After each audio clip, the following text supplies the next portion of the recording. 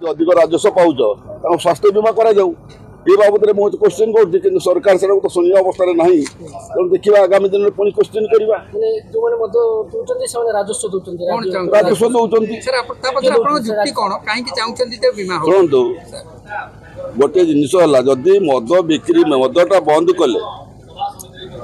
देशर बहुत उन्नति हम राज्यर उन्नति हम कि राजस्व चिंताधारा मद हूँ मैंने भाटी खोली दौरान ग्रामांचल गाए गाए पान दुकान मद पाइबे जो थे कि हूँ मैंने घर एत विशृंखला घटुची घर भांगी पड़ू छोट छोट स्कूल छुआ पिला भी मद पीक दुर्घटनाग्रस्त होती मृत्युवरण भी सम्मुखीन होती ये केत कारण नहीं मुझे मद मृत्यु मैंने बंद करने कही कि जदि मद तुम जब बिक्री कर राजस्व आसुचेतु जड़े लोक हूँ मरीगला आज्ञा तार हूँ मैंने कह मतलब ता स्त्री कौन बचब तेणु हूँ मद बीमा करा बाबद मुझे डिमांड करी मना कर मद बीमा करेंगे जदि करेंगे नहीं सरकार को हूँ गलार धरिकी कर